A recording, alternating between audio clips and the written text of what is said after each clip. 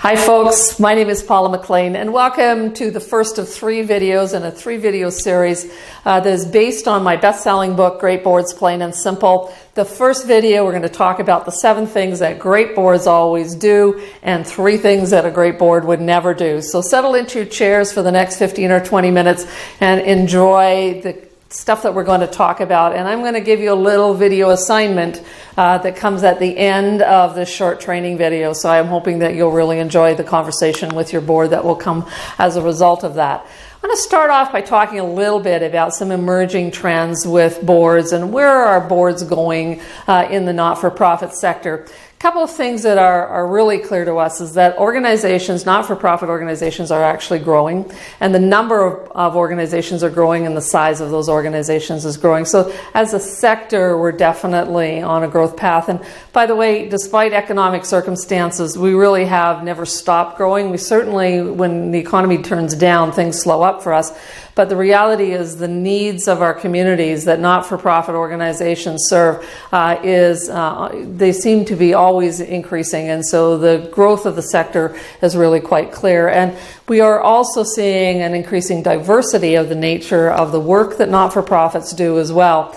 Now, although we're growing as a sector, our trend is that our boards are actually getting smaller. And for those of you who are watching this video in the United States, your boards are actually quite a little bit bigger than our boards are in Canada.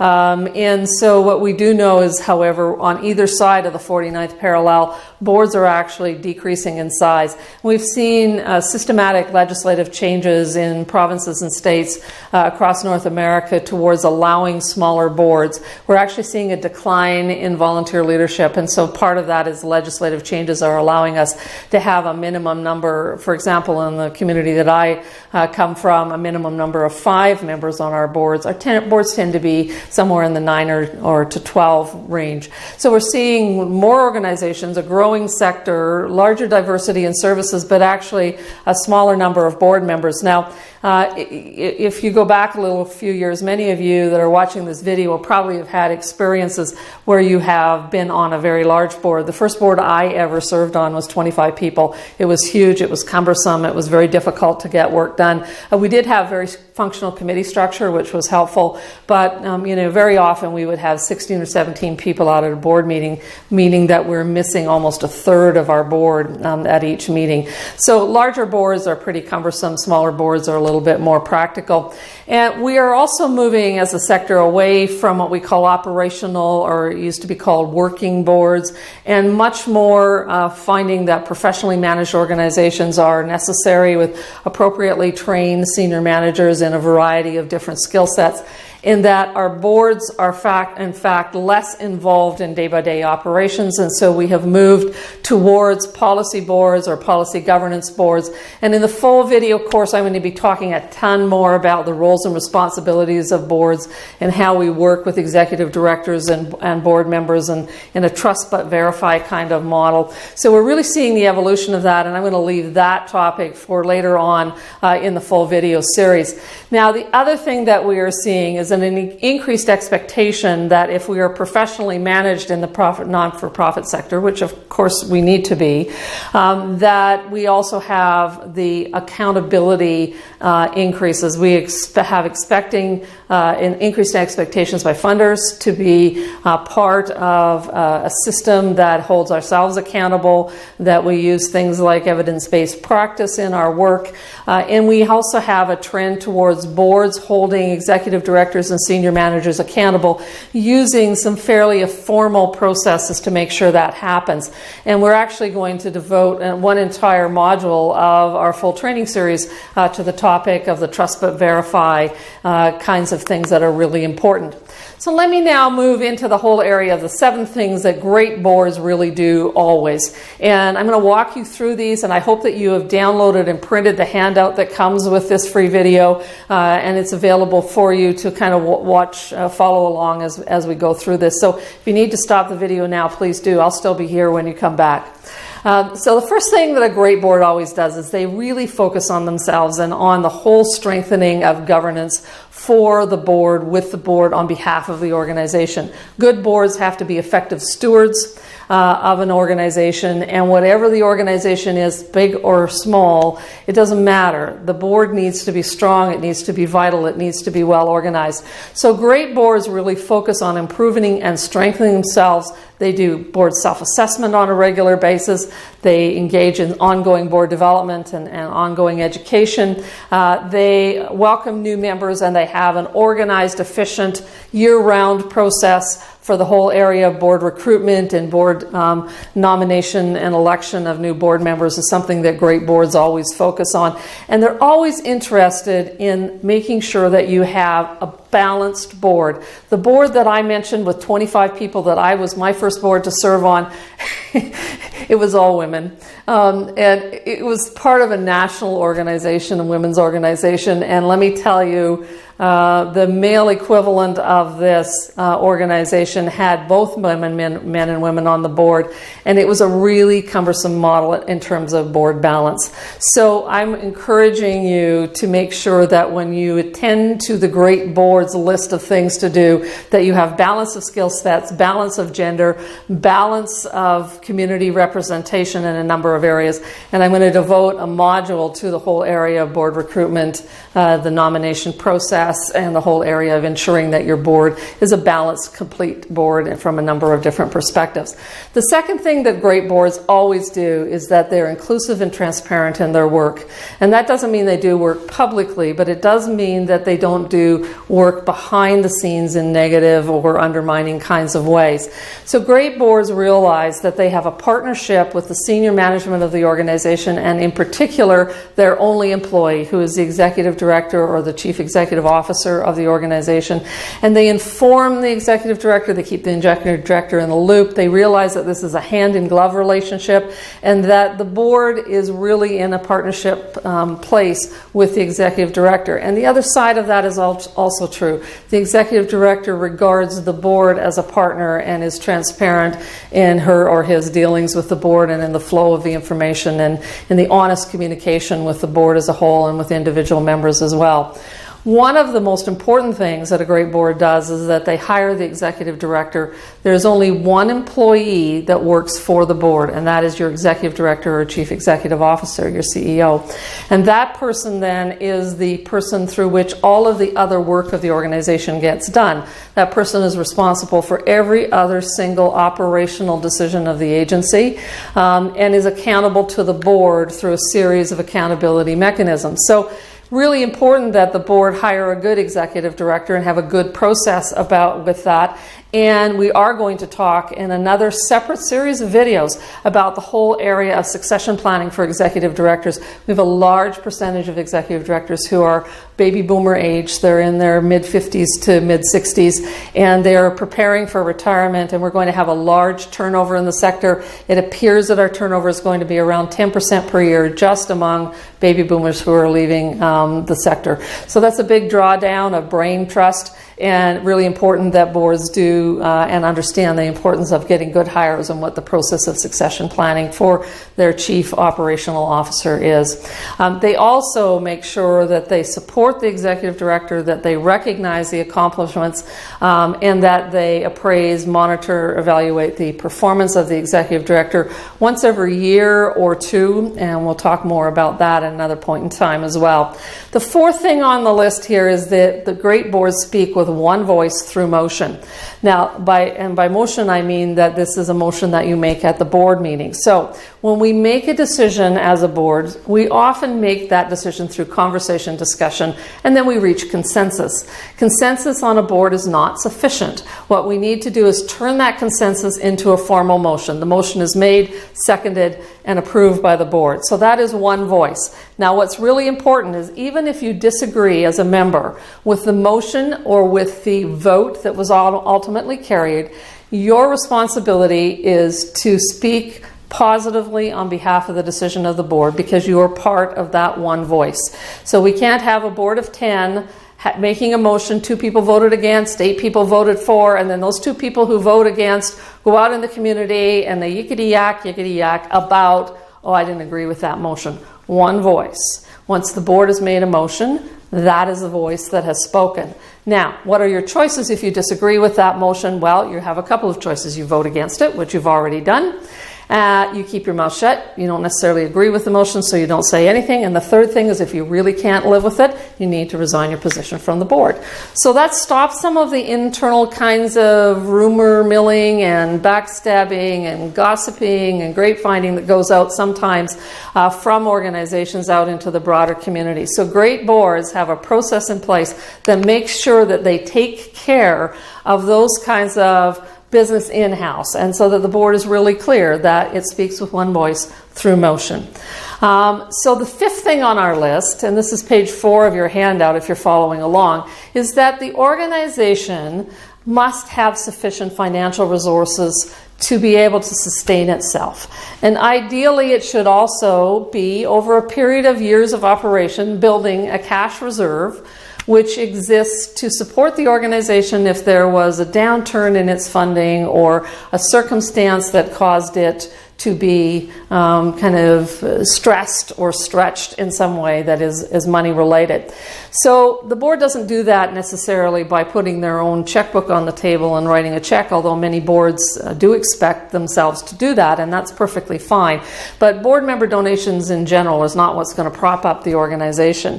What the board does is make sure that it is thinking strategically to be able to create sufficient resources that allow the organization to have cash reserves and to function in a way that allows services and programs and staff and the people who receive those services and programs to be properly taken care of. Now, the way we do that, of course, is in a number of ways through strategic planning. Some boards decide that fundraising is important. Some organizations engage in social enterprises, which generates unencumbered revenue. So those are all mechanisms, strategies for which boards can create those resources. But the reality is the board does not give that task to just the staff only. Now, obviously, the employees of the organization are responsible for grant writing and for ensuring that sufficient funding is coming, and for notifying the board if there are programs that are running operating losses, so the board can make a decision whether or not that's a loss that can just simply be absorbed by the organization over time, what the plan is to resolve that operating loss.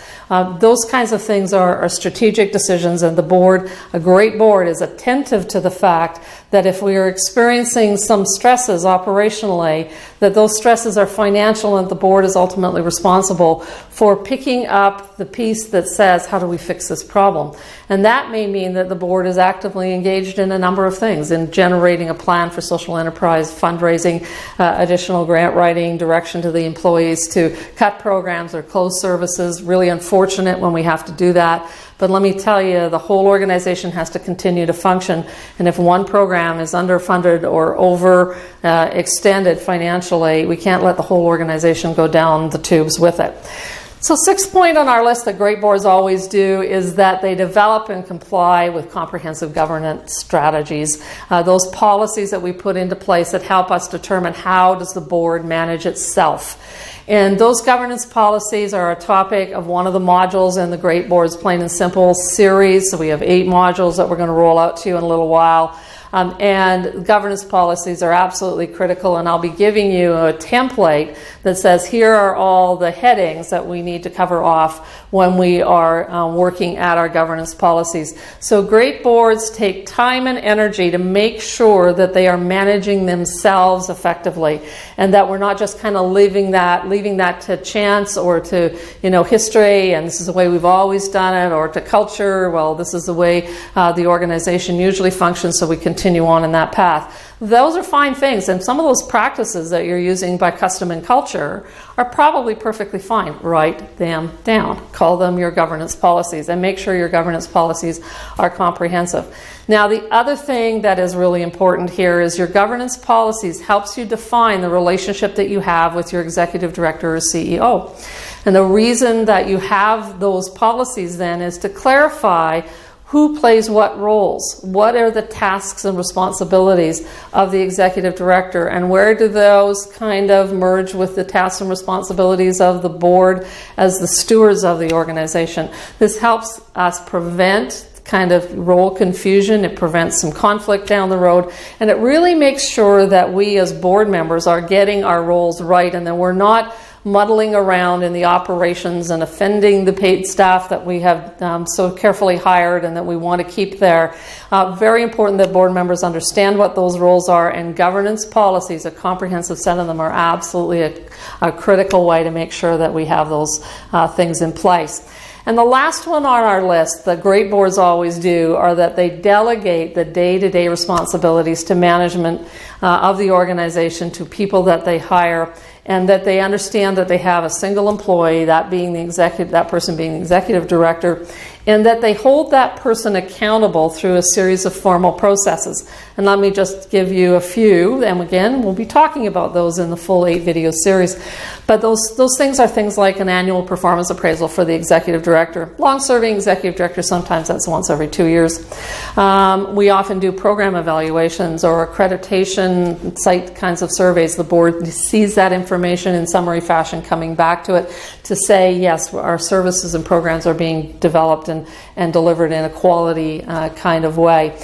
We often do employee satisfaction surveys or employee engagement surveys, and that information, again, in summary fashion, comes back to the board to say, if this organization is well managed, we have a happy group of staff. Now, if you have 10 staff or if you have 100 or 1,000 staff, there will always be a small number of people who are unhappy.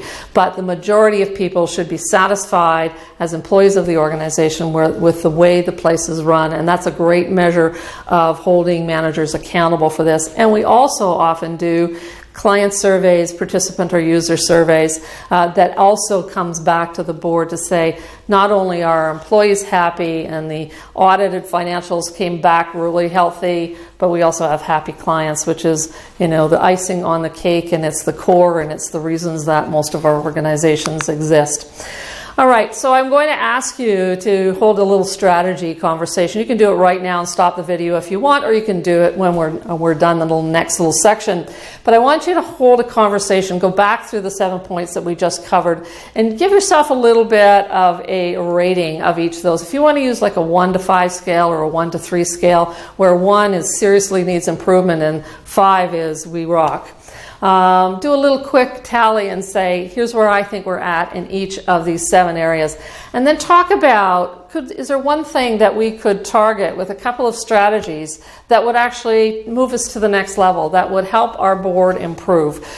So what's really important here is that we begin a conversation that says, what's the first point on this list? That great boards do honest self-assessment. So this is the first step on this journey, and that is for your board to, after you finish this free training video, is to have a conversation to say, what's our honest self-assessment? What are some of the things that we could be doing better or differently? Then zone in on one thing, because you might come up with 3 or 4 or maybe 10. Doesn't matter. The point is the journey of 1,000 miles begins with a single step. So start with what would be one priority and what might we do about that. And I just want to comment about the whole area of what we call servant leadership. And servant leadership is about the organization having a board that is of service to the organization, not the other way around. And that is true of all senior staff, that the staff are there to be of service to the organization, and that's the idea behind servant leadership. So let me just wrap up then with 3 things that great boards never do. And to some ways, these are just kind of the reverse of the things that great boards always do. But the first one is that great boards never treat each other with as individual members or treat any employee with any disrespect. Communication is honest and open, transparent. Trust-based kinds of interactions prevail. So very important that respectful behavior is there. And one of the great board's modules will be devoted to the whole area of code of conduct and conflict of interest. So I'll teach you how to build out those processes and those policies so that you know exactly what roles we play and what rules we need to work with. The second thing that great boards would never do is, unless the board has said it's a working board or an operational board, great boards are policy boards. They stay out of operations. They do not involve themselves in agency operations. They hold managers accountable through the series of processes that I highlighted a little bit earlier.